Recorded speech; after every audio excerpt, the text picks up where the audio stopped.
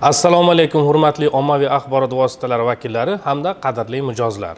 Bugun sizlarga Asakabank aksiyadorlik jamiyati tomonidan 2026-yilning birinchi yarim yilligi davomida kichik biznes subyektlarini qo'llab-quvvatlash yo'nalishida amalga oshirilgan ishlar, tadbirkorlarga taklif etilayotgan zamonaviy moliyaviy mahsulotlar hamda kelgusi vazifalar haqida qisqacha ma'lumot bermoqchiman. Hisobot davrida bank tomonidan kichik biznesni qo'llab-quvvatlashga alohida e'tibor qaratildi. Xususan 2913 ta kichik biznes subyektiga jami 1 trillion 575 milliard so'm miqdorida kreditlar ajratildi. Shu bilan birga kredit ajratish jarayonlarini raqamlashtirish va soddalashtirish hisobiga joriy yilning faoliyatini qo'llab-quvvatlash uchun kreditlar asosan soddalashtirilgan scoring tizimi orqali ajratilmoqda. Natijada mazkur turdagi kreditlarni rasmiylashtirish muddati avvalgi 3-5 ish kundan 1-2 ish kunigacha qisqartirildi. Ayni paytda tadbirkorlar uchun bir qator zamonaviy kredit mahsulotlari taklif etilmoqda.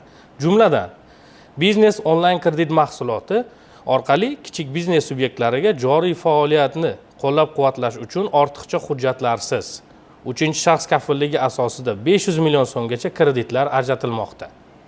Ushbu mahsulot bo'yicha kredit berish to'g'risidagi qaror avtomatlashtirilgan tizim orqali 15 daqiqa ichida qabul qilinishi yo'lga qo'yildi. Shuningdek, oson kredit mahsuloti doirasida joriy faoliyatni moliyalashtirish uchun ortiqcha hujjatlarsiz va soddalashtirilgan tartibda 10 milliard so'mgacha kredit mablag'lari taqdim etilmoqda. Davlat dasturlari doirasida ham tadbirkorlarni qo'llab-quvvatlash ishlari faol davom ettirilmoqda. Xususan, qishloq tadbirkorligini rivojlantirish 2 faza dasturi doirasida tadbirkorlik subyektlarining faoliyatini kengaytirish uchun 500 ming AQSh dollari ekvivalentigacha 7 yilgacha bo'lgan muddatga qulay shartlarda kreditlar ajratilmoqda.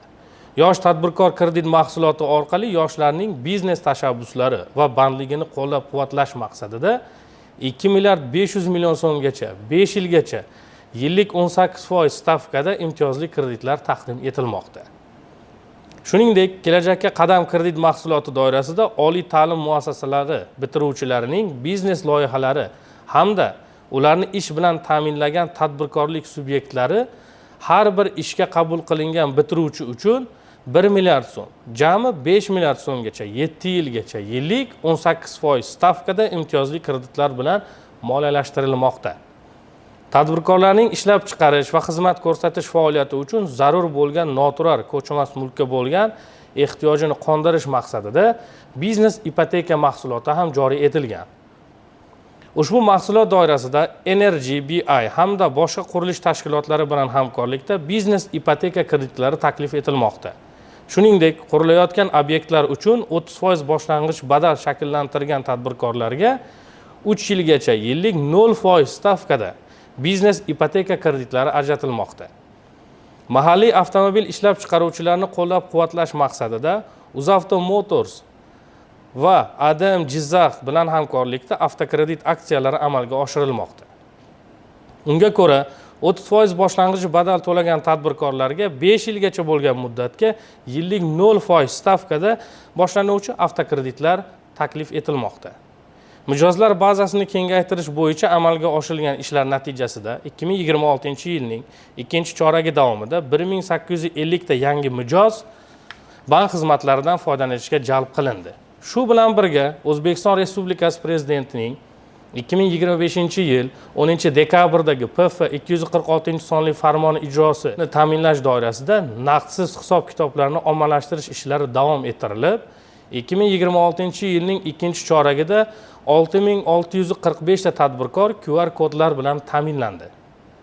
Mijozlarga yanada yaqin va qulay xizmat ko'rsatish maqsadida 2026-yil 1-aprel holatiga bank xizmatlari markazlaridan tashqari 48 ta savdo nuqtasida tadbirkorlarga avtokredit rasmiylashtirish xizmati yo'lga qo'yildi. Shuningdek, mijozlarning murojaat va takliflariga tezkor javob qaytarish maqsadida bankning yagona 1152 qisqa raqamli aloqa markazi faoliyat yuritmoqda.